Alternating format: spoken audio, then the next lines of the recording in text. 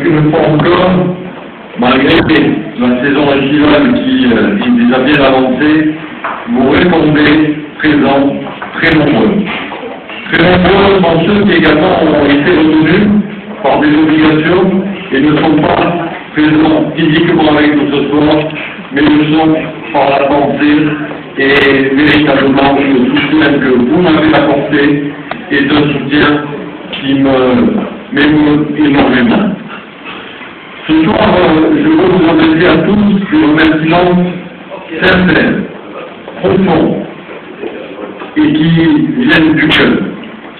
Des remerciements sans question, bien que nous soyons sur cette tribune avec les élus et ceux qui sont élus ou en fait ne sont pas maires et qui ont milité, vous êtes devant nous, mais c'est pour nous aucun problème à être occupé. Je pense que les messages que nous passerons ce soir sont des messages de simplicité et les discours ne seront pas très longs. Mais je veux en premier lieu remercier Christian Estrosi, qui, dès le début de cette aventure, puisque je qualifie ma candidature dans cette nouvelle circonscription comme une aventure, m'a apporté son adhésion et son soutien. Je me souviens, Eric, de cette journée où nous étions en séance au Conseil général et apparu dans une synthèse un article qui donnait le redécoupage des circonscriptions dans les Alpes-Maritimes. Là-dessus, rentre un de nos collègues, Philippe Tabarot, et me tape sur l'épaule et me dit « cette circo, elle est pour soi ». Bon, je regarde, je prends le journal et je me dis « pourquoi pas ». Et je m'adresse à Eric qui me dit « écoute, bonne question, moi je ne vois aucun problème, va voir le patron de l'UMP ».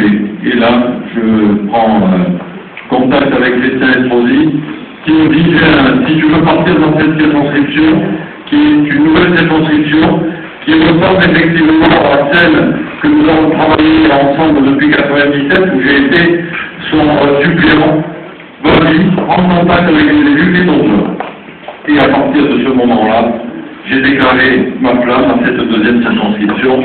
C'était au mois de juillet 2009. Et depuis, je n'ai cessé d'additionner les contacts avec les parlementaires, avec Jean-Pierre Meleux, qui me paraît être la pierre angulaire de cette circonscription en étant maire de Grasse, avec le canton nord de Grasse, qui est au cœur de la deuxième circonscription, et qui me dit « tu peux y aller, tu as tout mon soutien ». J'ai ensuite additionné les élus, tous très nombreux. Alors je ne vais pas les citer ce soir, parce que je suis sûr que je vais en oublier.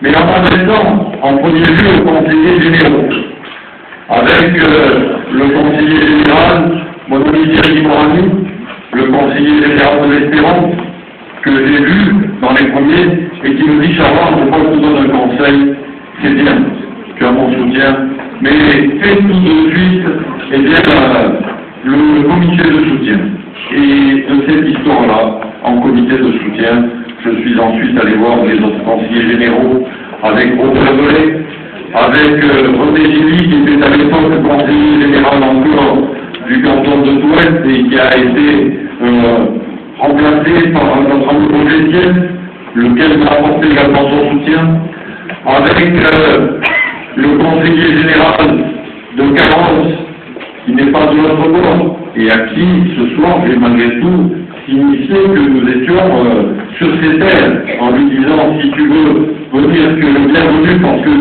tu m'as toujours fait un accueil républicain et des plus amicaux. Et puis, en allant voir sur le canton de Grasse-Nord, là aussi, immédiatement, le conseiller général de Grasse-Nord, Jérôme Liot, m'a apporté son soutien, puis Jean-Marc Lénia, et puis Thierry Guéguen, et puis Jean-Pierre Pascalini, et puis Robert Velay, et nous nous sommes retrouvés avec un comité de soutien et l'ensemble des maires qui, sur le plan du canton de Vence, m'ont apporté dès le début un soutien avec Michel Ménou, avec Jean-Michel Santéré, avec Régis Lebic, qui n'est pas encore là, mais qui certainement va nous rejoindre. Alors, force de cette cet équipage d'un comité de soutien solide, je suis rentré ensuite en campagne avec vous, mais pas sur une campagne à thème et à thématique électorale, une campagne que j'ai voulu de terrain et de contacts amicaux en tissant des relais de territoire. Et je suis aujourd'hui convaincu, à la vue des résultats acquis et ici et là, que c'est grâce à ce travail qui a été fait de loin que j'ai pu réussir à être élu sur cette deuxième circonscription. Grâce à vous tous et vous tous, et vous êtes tous mobilisés. Il y a ici ce soir rassemblés tous ceux qui m'ont apporté leur soutien.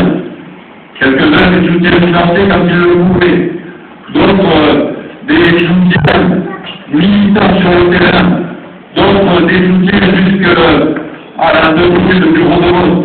Et puis, je pense à tous ceux qui ont milité fortement avec Christian Deport, qui est par là, et à qui je voudrais que vous adressiez des vives applaudissements.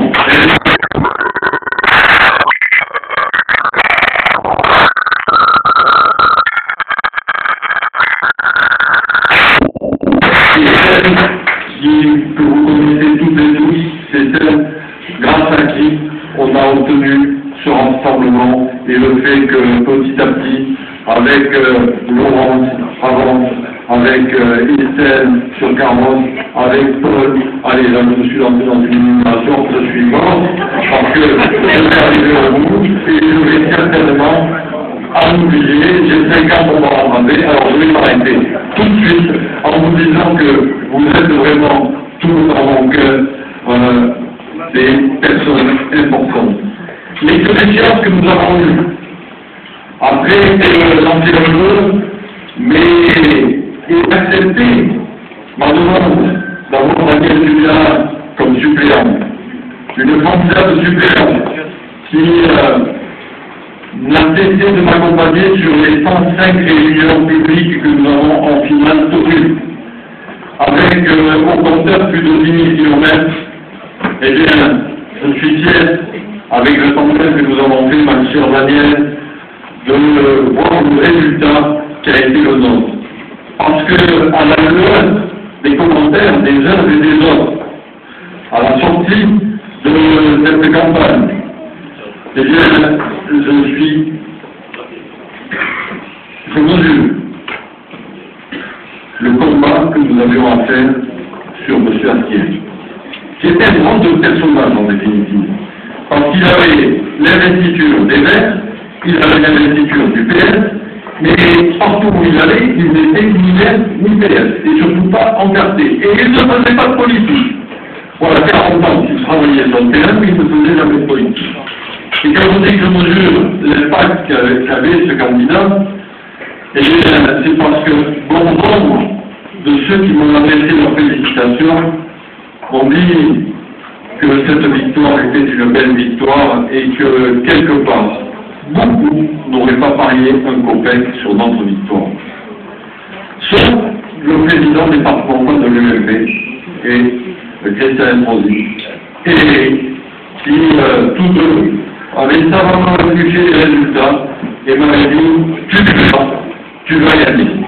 Et ils ont non seulement fait le bon pronostic, mais en plus ils m'ont accompagné avec toute la force politique qui est à l'œuvre. Et je veux là-dessus leur rendre hommage et vous pouvez les applaudir.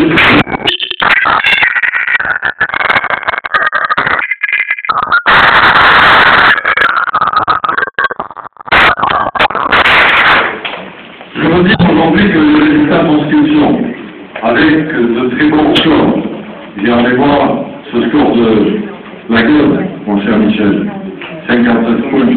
Si on est voir ce score de... Oui, vous pouvez l'applaudir.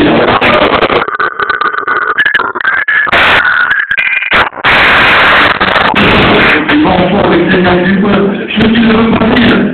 Et vous pouvez applaudir les François.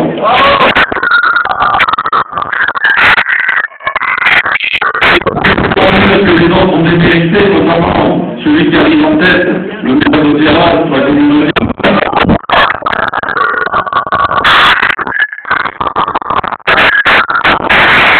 Et aussi, étiez tous adressés avec des difficultés qui étaient les vôtres, en saluant Annie, qui nous a...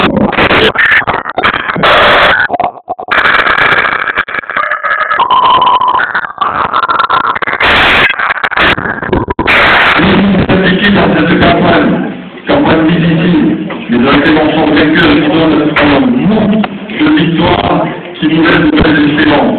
En tout cas, je vous le dis et je vous le redis, pour moi, cette victoire n'est pas une fin en soi, ce n'est que le commencement du travail que nous avons à effectuer ensemble.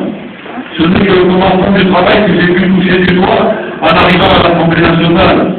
J'avais l'habitude de monter à l'Assemblée nationale dans la succession de mon député qui devenait ministre. Et je prenais un train qui était difficile à suivre parce que le train roulait à une certaine vitesse. Et bien aujourd'hui, en arrivant à l'Assemblée nationale, question, Eric, il ne roule pas très vite le train. Par contre, que de doute, que d'embarras. Et je disais sur le ton de la moutarde il y a quelques heures tout à l'heure que je suis passé du statut d'intermittent de l'Assemblée nationale, que j'avais l'habitude de monter, puis de descendre, de monter et de descendre, à un statut un peu plus définitif, mais en même temps de LDS de l'Assemblée nationale.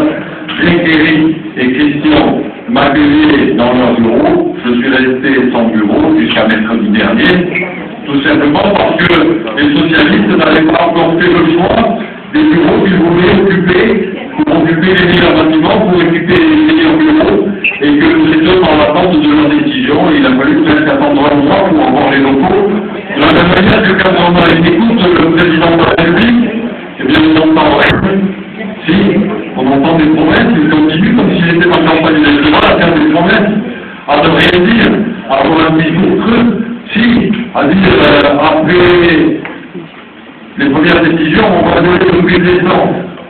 Ah bien oui, il a donné le prix de l'essence, mais le prix de l'essence ne montait plus. Par contre, il va être obligé de monter le prix du gaz, mais là, il monte le prix du gaz, mais c'est la faute du gouvernement précédent.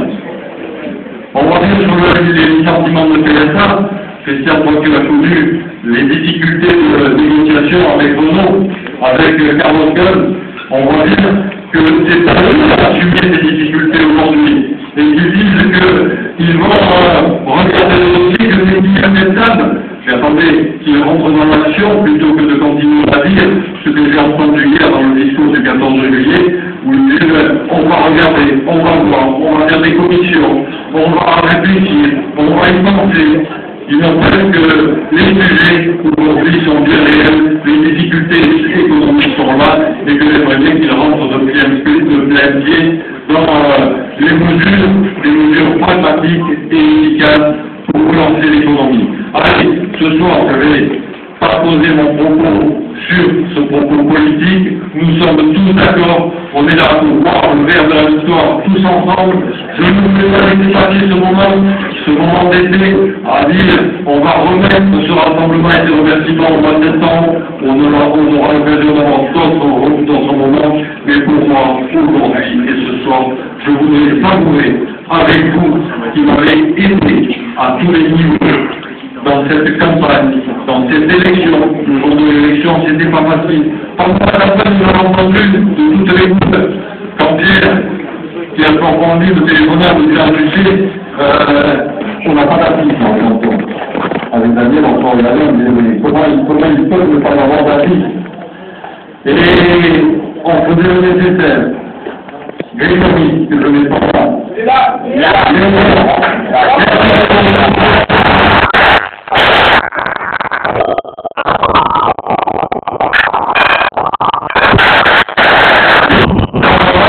Je me tournais vers lui, il prenait un ballon.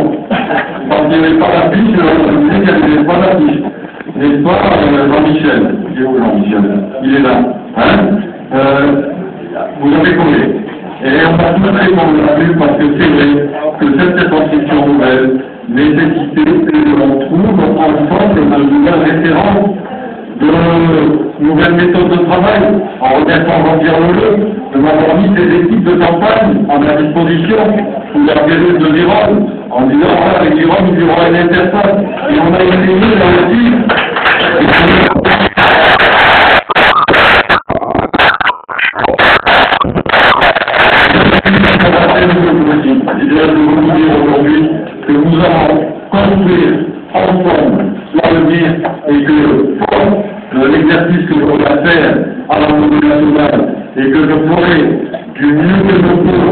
avec une implication totale, et bien sachez que j'ai l'intention aussi de continuer à m'appuyer sur vous, à vous solliciter pour qu'ensemble nous construisions cette force politique dont nous avons besoin demain pour continuer à faire en sorte que la deuxième circonscription des Alpes-Maritimes s'inscrive dans le département gagnant, conduit et piloté par Éric Ciotti, que je félicite d'ailleurs au passage pour ses nouvelles fonctions en tant que directeur de la campagne de François Fillon.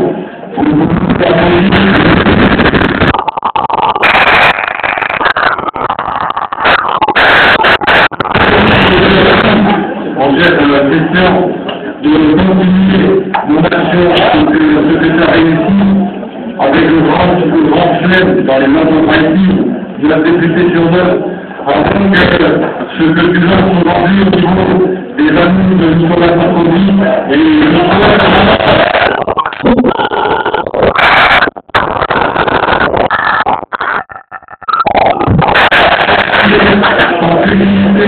et de dire que je sollicite de devenir dans les rangs des amis de Nicolas Sarkozy, je le ferai plus que volontiers. Et bien, au terme de ce propos, de ces remerciements, de cet axe à peine tracé, nous reviendrons dans le courant de l'été, je continuerai à vous rendre visite. Je veux donner un petit clin d'œil à quelqu'un qui pour moi est une figure emblématique de la presse et des médias, Jean-Marie Molineco, qui m'a beaucoup aidé. Jean-Marie